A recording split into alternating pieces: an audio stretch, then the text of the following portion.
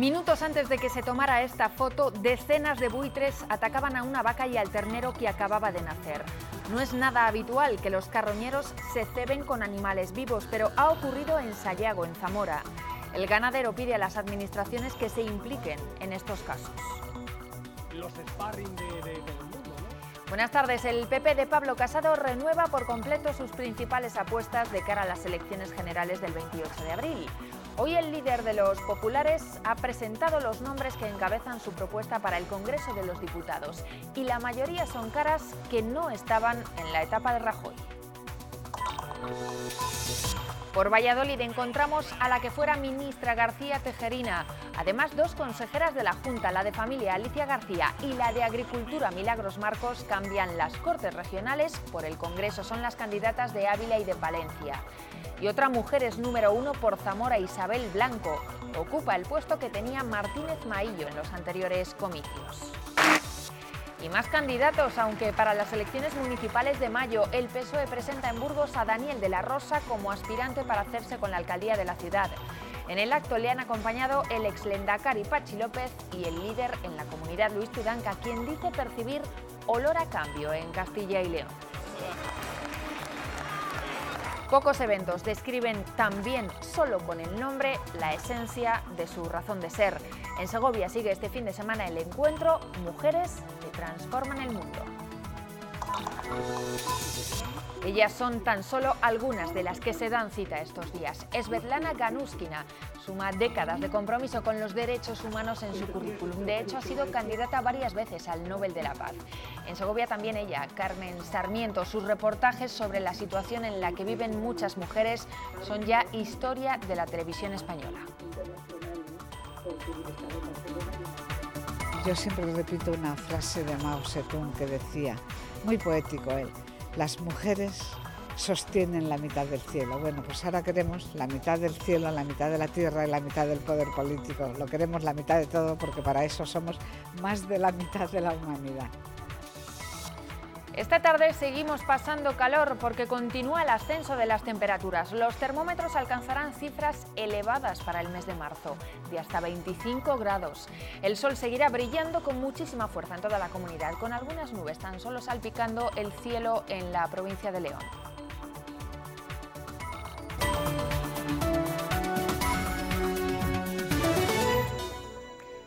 Pablo Casado ha presentado a los cabezas de lista del Partido Popular al Congreso de los Diputados. Ayer ya conocíamos los últimos aspirantes por Castilla y León. El líder de los populares apuesta por nuevas caras para las próximas elecciones del 28 de abril. Muy pocos nombres ya formaban parte del equipo de Rajoy. Es el equipo que ha presentado Pablo Casado como cabezas de lista al Congreso de los Diputados. En la tarde de ayer conocíamos los dos últimos nombres, representantes de las provincias de Castilla y León. Dos consejeras de la Junta, Milagros Marcos y Alicia García. Lo que hoy se presenta es un equipo orgulloso de su pasado, con una renovación tranquila, que llega al 80% de los cabezas de lista, repiten apenas 10 de 52, que representa, sin yo saberlo hasta que ayer lo leí prácticamente en su conjunto, a prácticamente la mitad de mujeres candidatas. Solo repiten 3 ministros de la etapa de Rajoy, Ana Pastor, Rafael Catalá e Isabel García Tejerina. Fuera quedan algunos nombres como el excoordinador general del PP, Fernando Martínez Maillo. Es que hemos cumplido con el compromiso de que nadie se queda descolgado. Hoy se presentan los números 1, pero hay muchos más que los números 1. Hoy se presentan los candidatos al Congreso, pero hay otras cámaras en las que queremos contar con los mejores. Nadie se queda descolgado. Entre las nuevas incorporaciones, algunas mediáticas, como Juan José Cortés o Cayetana Álvarez de Toledo. Una apuesta por la renovación casi al completo del que será el Grupo Parlamentario Popular. En Burgos, Alfonso Fernández Mañueco ha participado en un foro del partido sobre turismo, cultura y deporte. Allí el candidato del PP a la Junta de Castilla y León ha apostado por una nueva ley de patrimonio. Se ha comprometido a recuperar los documentos del archivo histórico y a crear distintos planes estratégicos para fomentar el turismo. Promocionar nuestra comunidad a través de la cultura, el patrimonio y el deporte. Esa ha sido la idea principal que ha manifestado Alfonso Fernández Mañueco. Entre las iniciativas más importantes está la de modificar la legislación para proteger el Archivo de Salamanca. Quiero manifestar mi compromiso para que devuelvan los documentos que indebidamente están fuera de él y además comprometernos a que no salga ni un solo documento más.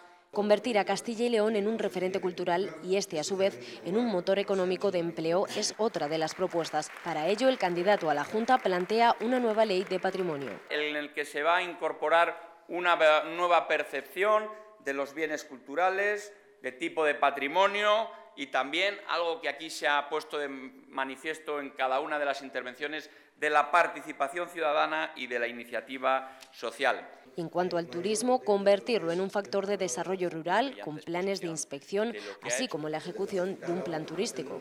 Con una inversión de 60 millones de euros en la legislatura para consolidar e incrementar el número de visitantes, el número de pernoctaciones, el número de estudiantes de español. Por último, Fernández Mañueco ha defendido la caza y los toros como parte de nuestra cultura y señas de identidad. También se prepara para las elecciones el Partido Socialista de Castilla y León. Hoy, en un acto en Burgos, se ha presentado oficialmente al candidato del PSOE para la alcaldía burgalesa. Arropando a Daniel de la Rosa, Luis Tudanca, que dice que prevé un cambio en Castilla y León, y Patxi López, el que fuera lehendakari, ha advertido de los peligros de la extrema derecha que se organiza, dice, para destruir Europa. Tudanca quiere transformar a Castilla y León en una tierra de oportunidades y en su casa, en Burgos, arropando al candidato a la alcaldía, Daniel de la Rosa, ha hablado de una derecha que ha perdido los papeles. Frente a eso, dice, está la política útil y responsable del Partido Socialista. ¿Qué mejor razón hay para el Partido Socialista, qué mejor razón de existencia para el proyecto autonómico que conseguir que esta tierra sea de oportunidades? Que todo aquel que quiera pueda tener la oportunidad de vivir, de crecer, de tener una familia aquí, de trabajar. Siempre apoyando al socialismo de Castilla y León, un histórico, Patxi López, insta a derrotar a los extremistas, a la derecha racista y xenófoba que amenaza a Europa. Y creíamos que esto pasaba en Europa y que aquí en España estábamos vacunados contra esto. Pensábamos que éramos inmunes a este resurgir de la extrema derecha. Pues ya hemos visto que no. Y la eclosión de la extrema derecha ha empezado en Andalucía. Y con el corazón en un puño, un emocionado Daniel de la Rosa ha hablado de sus propuestas, muchas de ellas sociales, para transformar Burgos. Aquí tenéis al nuevo alcalde de la ciudad, a un alcalde comprometido con la ciudad de Burgos, comprometido con su gente, que va a hacer de su alcaldía una alcaldía de todos. Un acto en el que se ha dado la bienvenida a los rostros nuevos de esta candidatura y se ha despedido con cariño a los que dan un paso atrás después de muchos años. Y el presidente del Gobierno ha arropado este sábado a sus candidatos al Ayuntamiento y a la Comunidad de Madrid. Pedro Sánchez ha pedido la máxima movilización el 28 de abril para frenar a los partidos de la derecha. Ha defendido sus decretos ley, de los conocidos como viernes sociales, porque asegura que PP y Ciudadanos están bloqueando las iniciativas parlamentarias socialistas en la mesa de las Cortes. Además, pide explicaciones a la oposición por frenar la aprobación de la extensión de los permisos de paternidad. De que con la espuma de esa algarabía. ¿Quieren o no un permiso de paternidad de 8 semanas en 2019, de 10 semanas en 2020 y de 12 semanas, mejor dicho, 12 semanas en 2020 y 16 semanas en 2021 para los trabajadores de este país? ¿Lo quieren o no? ¿Van a apoyarlo o no lo van a apoyar? Es legítimo que quieran hacer oposición al Gobierno de España, pero lo que no me parece legítimo, e incluso os diré, me parece insolidario, es que hagan oposición a los españoles. En Nueva Zelanda continúa la consternación después del atentado contra 2 mezquitas que ha dejado al menos 49 muertos. Los homenajes a las víctimas se repiten en los lugares cercanos a la masacre. Mientras avanza la investigación policial, el presunto autor de los atentados ha declarado ante el juez que le ha imputado por asesinato como responsable de los ataques. Tiene 28 años y ha realizado gestos relacionados con la extrema derecha ante las cámaras. Además, al menos otras 4 personas se encuentran bajo custodia policial por su posible implicación en esos atentados. Y en Estados Unidos, Donald Trump continúa dando pasos para financiar la ampliación del muro en la frontera con México. Ha firmado el veto presidencial contra la decisión del Congreso que instaba a la Casa Blanca a poner fin al estado de emergencia nacional. Esta situación excepcional, que se mantiene desde el 15 de febrero, le permite dedicar 6.600 millones de dólares a la construcción del polémico muro con México.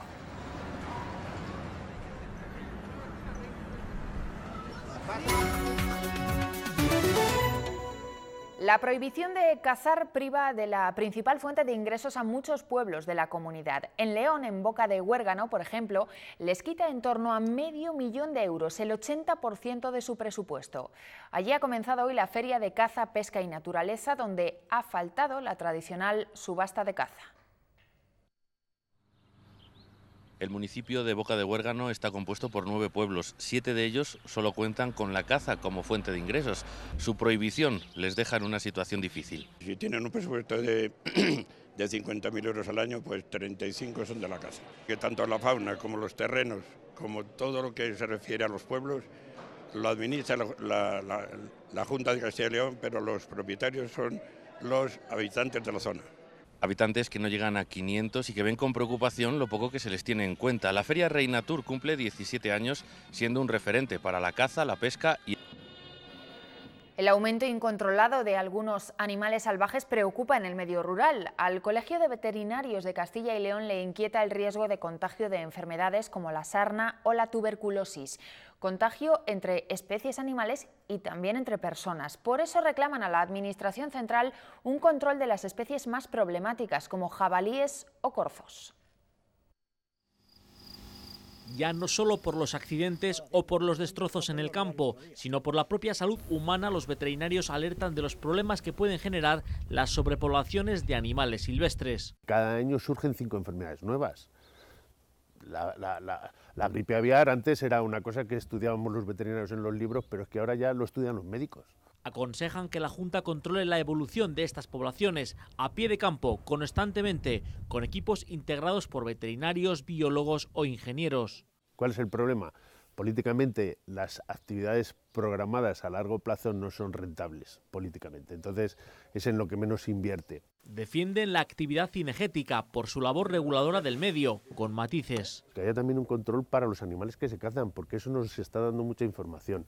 Hay que tener un seguimiento, sobre todo por veterinarios y por profesionales de la sanidad animal, de que esos animales que se abaten son sanos. Un cazador no tiene por qué saberlo. Intentan evitar así que enfermedades como la tularemia, la tuberculosis o la triquinelosis nos afecten a los humanos. Una vaca recién parida y su ternero han sido las últimas bajas en Sayago, en Zamora, por un ataque en una explotación ganadera. Ante la sorpresa de todos, esta vez han sido los buitres los que han matado a estos 2 animales. El ganadero pide más ayuda de las administraciones para proteger a su ganado. No es habitual que los buitres ataquen animales vivos, pero el lunes, cuando este ganadero acudió a vigilar a una vaca que estaba de parto, se encontró con docenas de buitres en torno a la madre y a su ternero. Unos 80-90 buitres que estaban sobre ella, ¿no? Entonces hemos ido rápido pensando que todavía la vaca estaba incorporada, que la podíamos salvar. Y bueno, pues a los 10 minutos así ha muerto porque tenía lesiones muy graves. Situaciones que, aseguran los ganaderos, cada vez se producen más. La ausencia de muladares ha reducido las opciones de alimentación de las aves carroñeras. Cada vez ocurre más que animales débiles o con problemas de movilidad, pues posiblemente por hambre, estén cambiando esa actitud de la de atacar y comerse los animales vivos. En la zona apenas quedan unas plumas y restos de sangre. Es difícil demostrar que la vaca y el ternero estaban vivos y más difícil aún cobrar una indemnización. La administración tiene que tomar cartas en el asunto. Una novilla de 4 años en plena edad de reproducción y vamos a ver, era un animal sano, perfectamente sano, y es injusto que no tenga una indemnización. Sí. No han vuelto a ver a los buitres por aquí, pero visto lo visto, toda medida de precaución es poca. De momento, los terneros recién nacidos han quedado recogidos en este vallado para evitar más ataques a los más vulnerables del grupo. Y seguimos hablando de ganado, en este caso equino. El centro de cría de caballos que tiene el Ejército en Ávila ha celebrado hoy una jornada de puertas abiertas. El objetivo es mostrar a los mejores sementales y la actividad que realizan. El casi medio centenar de sementales que posee el Centro Militar de Cría Caballar de Ávila cubre anualmente a más de 700 yeguas. La jornada de puertas abiertas ha servido para mostrar estos ejemplares. Vamos a ver una exhibición de sementales a la mano y montado que participarán o tomarán parte de las distintas paradas que el centro establece en sus zonas de influencia, como por ejemplo Madrid, los que van a estar aquí en la parada de Plana Mayor de Ávila. De esta manera se han mostrado ejemplares de pura raza española, árabe o hispano-bretona. Incluso los burros han tenido su parte de protagonismo en esta exhibición que pretende poner en valor la actividad de este centro, que cuenta con una plantilla de 24 efectivos y que tiene como objetivo la crianza y selección equina y canina para las unidades militares y cuerpos y fuerzas de seguridad del Estado, además del apoyo al ganadero y la formación del mundo ecuestre. Enseñar a la sociedad abulense y, como he dicho anteriormente, a la sociedad en general cuál es la actividad de este centro y darnos a conocer que es Cría Caballar dentro del Ministerio de Defensa y que no deja de ser un servicio a la sociedad. Una jornada de puertas abiertas que se ha cerrado con una demostración de la unidad canina y con una visita a las instalaciones. La quema controlada de rastrojos es, según los agricultores, la mejor práctica para acabar con enfermedades en los cultivos. Hoy les contamos la experiencia de un agricultor de Palencia que, después de sufrir un incendio accidental en su parcela, ha comprobado los beneficios. Esta parcela se incendió el pasado verano por la chispa de una cosechadora, un accidente laboral que quemó 25 hectáreas de cereal. Una desgracia que meses después ha permitido demostrar que el fuego es un aliado de los cultivos, eso sí, siempre que sea controlado. Por este motivo defienden la quema de rastrojos programada. Solo hemos tenido que dar 2 pases de cultivador para sembrarla, en vez de 4, que se da con las de rastrojos, y después la cebada ha nacido mucho mejor, la tierra está como un barbecho, y la paja para mí es el enemigo número 1 para estas tierras del Cerrato, que la paja se descompone muy mal. Esta imagen refleja la diferencia del cultivo que ha nacido sobre las cenizas y la zona donde no alcanzaron las llamas. Donde sí llegó el fuego, la cebada ha crecido más y está más sana. En la otra, la paja invade su espacio. Quemando el rastrojo a su debido tiempo, cuando se puede quemar el rastrojo, que es a últimos de septiembre, todo el mes de octubre. No en diciembre, como algún año el medio ambiente le dice si tienes un problema en una tierra, te dice y te da permiso para diciembre, que solo con las humedades por la noche, las nieblas y eso es imposible quemar el rastrojo. Desde hace más de una década la quema de rastrojos se ha limitado tanto en el número de hectáreas como en el tiempo. Desde el sector agrícola insisten en que la práctica es positiva tanto para los agricultores como el medio ambiente, ya que su aplicación implica menor uso de fitosanitarios. La localidad salmantina de Puente del Congosto ha sido la sede elegida para realizar el primer foro sobre la comarca del Alto Tormes. Han participado ayuntamientos y asociaciones de sus 2 vertientes, Salamanca y Ávila. Aquí se debate y se ponen en valor los recursos turísticos de estas zonas. Aseguran que su naturaleza y su rico patrimonio cultural, bien gestionados, pueden convertirse en una importante fuente de riqueza. Lo que hay en el pueblo es un diamante en bruto sin pulir. Tanto el Puente del Congosto como el Tejado, lo que es el Alto Tormes, es una iniciativa que hemos tomado, que se tenía que haber tomado ya hace bastantes años. Poner en valor lo que se denomina la zona del Alto Tormes, que bueno, que evidentemente tiene mucho patrimonio, mucha naturaleza, mucha riqueza gastronómica. La presa de Ricoballo, en Zamora, se comenzó a construir en 1929. Durante años fue la mayor de toda Europa. Su puesta en marcha generó no pocos problemas. Uno de los más llamativos surgió en la zona en la que se descarga el exceso de agua en caso de crecidas. Hoy se puede visitar el laboratorio donde se solventaron esas dificultades estructurales. La erosión provocada por la fuerza del agua que caía del aliviadero formó la famosa cazuela de Ricoballo. Cuando parecía estabilizada, en 1955 se hormigonó, pero una gran avenida en 1962 dio al traste con esta solución. Se levantó una solera que estaba hormigonada con 4 o 5 metros de hormigón con redondos de 40, apareció un amasijo de hierros aguas abajo y como consecuencia de eso hubo que vaciar la cazuela y se determinó que realmente esa solución no funcionaba bien. Desde este laboratorio de hidráulica se analizaron más posibilidades. En su modelo reducido vemos la opción copiada de Aldea Dávila, una rampa llamada de salto de esquí, pero por sí sola no fue suficiente. Esa lámina de agua inicialmente tan compacta llega al fondo y tenemos unas piedras colocadas en el fondo de la cazuela de unos 30 o 40 toneladas, vemos cómo se las mueve y se las lleva. Se añadieron entonces estos dientes deflectores, mitigan la energía y evitan que el agua llegue al fondo de la olla. Esa disminución del espesor de la lámina de agua, el aumento de la superficie de impacto, ese emulsionamiento que se produce, para el mismo caudal esa lámina de agua no llega hasta el fondo de la cazuela o la olla. Hasta hace 15 años aquí se desarrollaba la labor de I+D de Iberdrola. Ahora cumple funciones divulgativas aptas para todos los públicos.